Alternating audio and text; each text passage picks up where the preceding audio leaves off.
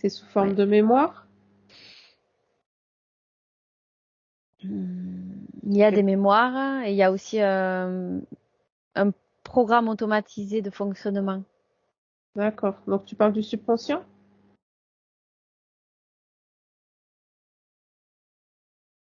Ouais, j'ai l'impression que c'est aussi dans l'ADN, ADN.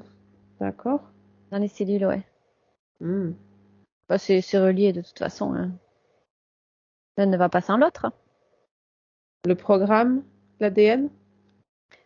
Oui, le programme, c'est ce qui va mettre en place, Ah, c'est ce qui se d'accord. met en place dans chacune des cellules et dans l'ADN. Tu veux dire les programmes du subconscient s'inscrivent dans les cellules? Oui. Et quand on change le programme du subconscient, ça se réinscrit automatiquement dans les cellules? Oui, et c'est pour ça qu'il y a des métabolisations physiques, comme vous les appelez, qui sont compliquées. Parce que le corps se réorganise en fonction de chaque cellule qui se réorganise. Ah, Et comme il y a des milliers de cellules dans le corps, ben forcément, physiquement, c'est une grosse épreuve. d'accord. D'accord, mais c'est très intéressant ça. Petite capsule. D'accord. Donc, il n'y a pas besoin en fait de reprogrammer l'ADN des cellules. Ça se fait par le subconscient. Est-ce que c'est ça que tu perçois? Absolument. Très bien. 95% de subconscient et les 1 ou 5 autres pourcents, ça se fait à travers le conscient. Mais après, le subconscient, lui, il travaille sur l'inconscient. Donc, c'est le conscient qui est important juste après le subconscient, mais pour très peu de pourcents, même pas 5%. D'accord. L'ADN, ça va être aussi l'ADN transgénérationnel, Tout à fait.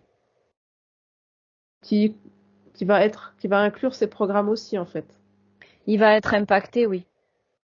D'accord. Alors Donc, après, tout dépendra de si la personne est d'accord, sa partie supérieure est d'accord pour libérer ce transgénérationnel ou pas.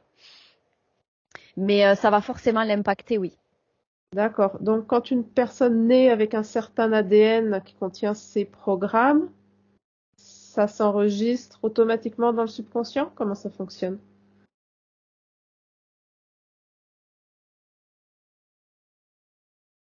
Ça s'enregistre dans chaque cellule de l'ADN.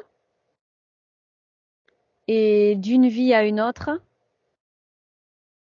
c'est transmis dans le corps physique et le subconscient y a accès. D'accord. Et donc, il va choisir ou non de... Disons qu'il aura que ces programmes-là à utiliser, donc il va les utiliser. Il va se rattacher aux programmes qui sont dans l'ADN, dans les cellules. D'accord. C'est de cette façon que le subconscient se fait programmer dans l'enfance?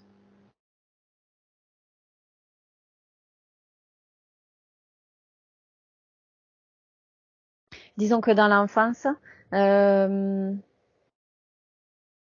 quand l'enfant, c'est vrai qu'on dit moins de 7 ans, mais là je le perçois bien, 7 c'est vraiment le chiffre clé. D'ailleurs c'est souvent la fin d'un cycle de 7. 7 jours de la semaine, Mm. par exemple, tu vois. Je vois que c'est la Ouais. fin d'un cycle. Donc la fin de ce cycle, c'est la fin d'une programmation potentielle, effectivement, puisque l'enfant, il est très proche, il est très connecté à l'éther, donc il est bien souvent en état θ. Et en état θ, c'est là où on reprogramme. Donc forcément, il capte les programmes qu'il y a du côté des personnes qui l'éduquent, donc les parents. Mhm. D'accord. Il est Mais c'est aussi, connecté à ça.